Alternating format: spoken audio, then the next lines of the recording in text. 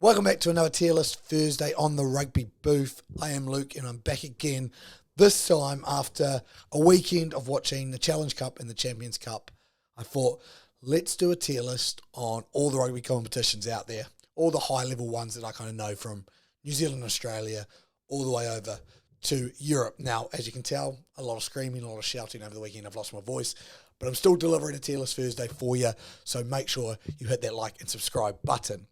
But we currently have 16 competitions we are looking at and we are going to look into and decide which category they fit into. We've got the Holy Grail, bloody brilliant, does the job, like one of those ones where it's a comp, and then stop. Just stop. We don't need this comp no more. So that's what I've gone ahead for. Each of them will fit into categories, all 16, and we'll see how we go. Start with the Holy Grail. And there's only one that fits into this because there's the one envy of any country in the world, any even team, even if you're a supporter club team, I think you'd give up any of the trophies your club team won for your nation to win this, and that is the Rugby World Cup. So that is our Holy Grail. Everyone knows the sport. When you have a tournament that happens once every 4 years, it's a pretty important tournament and deservedly so up there. Going on to the next one, now it all instantly gets a bit tougher. It's not as easy to decide, what goes into that bloody brilliant. But after what I saw in the Champions Cup, the standard, and even just the history, of the Champions Cup, what those stars mean to the teams, and you can see how much it means, I think the Champions Cup is bloody brilliant. You can barely see it on there, but that is the Champions Cup in there. The Challenge Cup, as we'll start to move along this line, is a bit of a tougher one. I think it does do the job. It's an interesting comp. It doesn't really matter until you get to that final stage. And when we got to that final and it was Gloucester against the Sharks, I went, both of these teams are playing for an opportunity to play in the Champions Cup. And that was huge. It felt, as you've seen with the Champions League, when you're playing off, you just saw the FA Cup just happened over the weekend. And with that, Manchester United got themselves into European football, and it felt like this was a really big moment for those two teams, was that final. But leading up to it, the Challenge Cup, you're kind of it's another trophy, but I do think it does do the job. The Bunnings NPC, now this is going to be Bunnings Warehouse NPC, so the National Provincial Competition in New Zealand.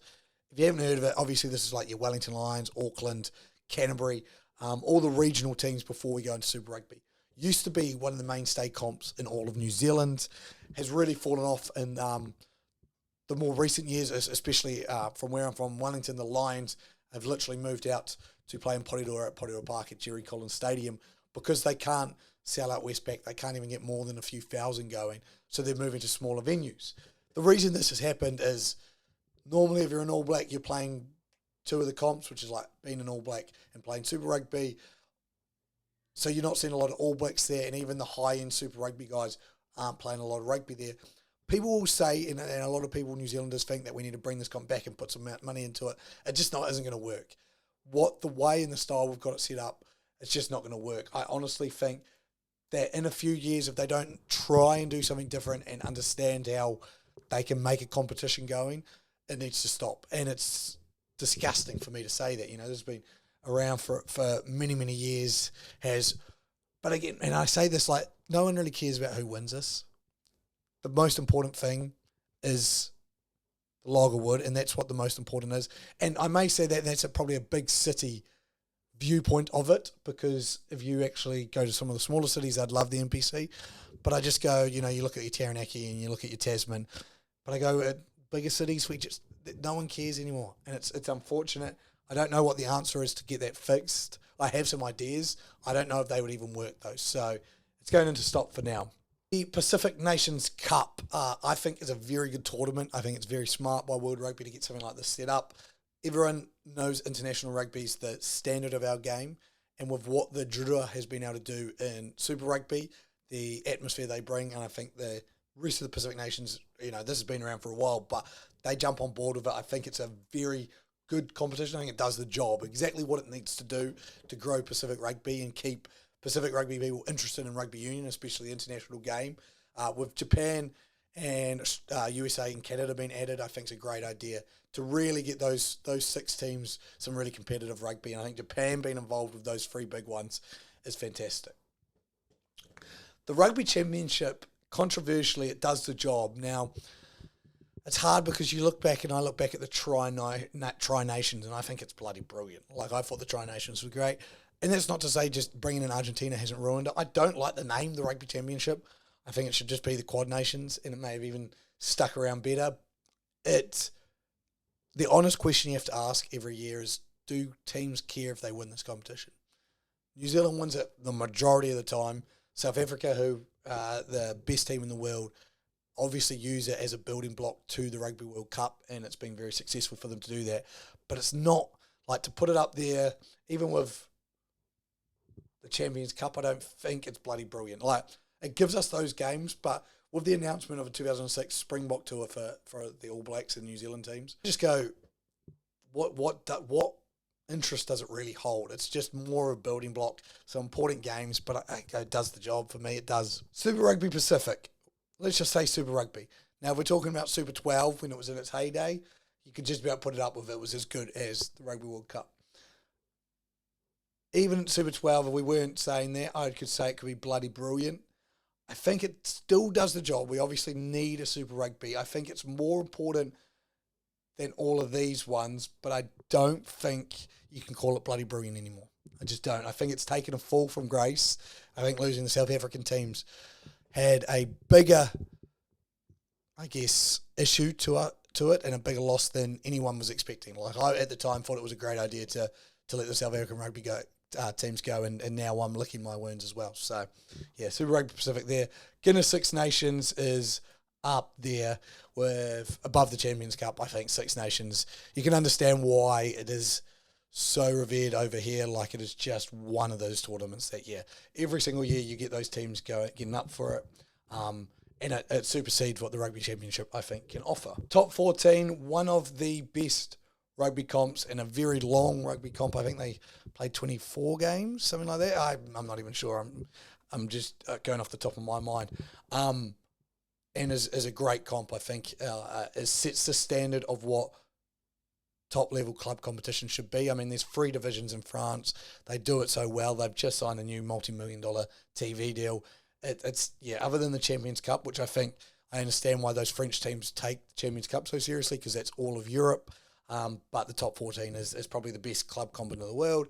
Not far behind. Now, this might be jumping the gun a little bit, but I think the URC is up there. Like, it probably hasn't, I think when it was the Pro 12 and Pro 14 or whatever it was, pre the South African teams fully getting involved, the top South African teams, it wouldn't have been up there. Now it is. That comp with Leinster, Munster, Edinburgh and Glasgow both performing well. The South African teams, I wouldn't say struggling in it. Obviously, one win in the tournament with the Stormers, which was fantastic. A loss at home to Munster last year, and the Bulls and Stormers both likely to make the finals.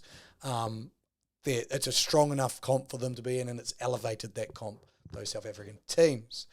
MRLR goes into them. It's one of those ones where it doesn't do the job like Major League Rugby, but we do need it. It's not, I don't think it needs to be stopped, but I don't know, it's just not working yet. And I like the idea behind it. I think there's an opportunity there for growth and an opportunity there to attack that. How you win that market when you've got like a sport like American football that's so dominant in what it does, I'm not quite sure. Rugby Europe does the job. So Rugby Europe, this is the second tier kind of competition under the Six Nations. A lot of the time that Georgia wins. It's fantastic it's very similar to what I believe is the Pacific Nation Cup over here. Does the job, ticks some boxes, gets World Rugby, and those teams who are lower down playing footy. Japan League One has risen and risen. It probably started off, it definitely does more than a job. I actually think it's bloody brilliant. I think it's superseded just about Super Rugby, and it hasn't. So it does the job.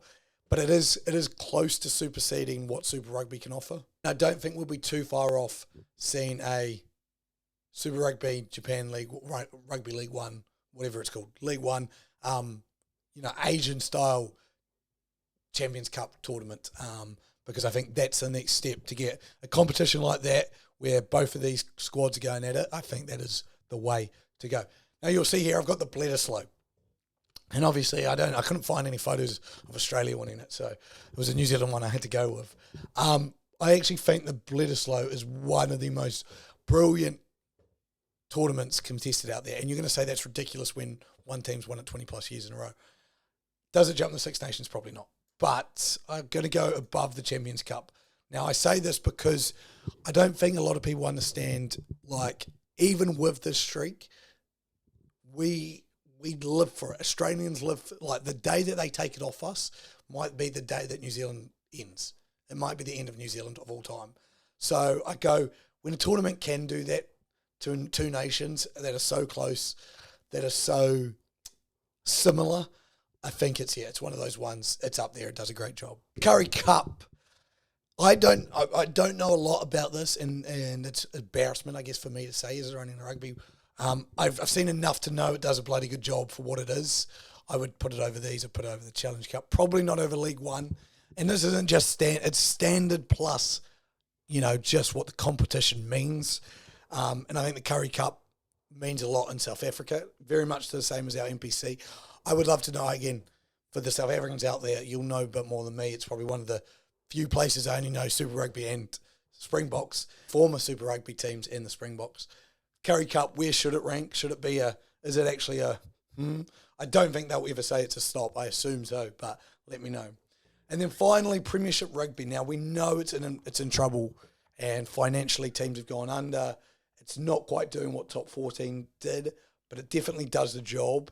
I'm going to put it above Super Rugby. I think it's got the respect above Super Rugby, but they need to sort something out because they're in some dire straits at the moment with how it's going.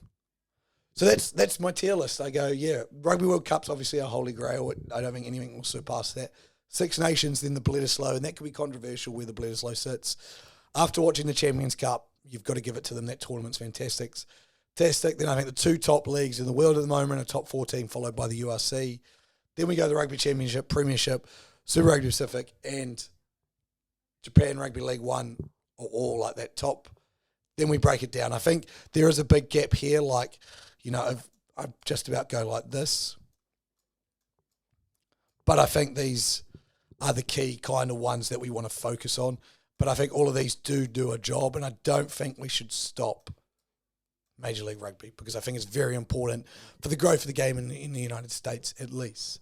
But please, let me know what you think. Let me know if you agree with this tier list, if you think I'm being silly, which probably do.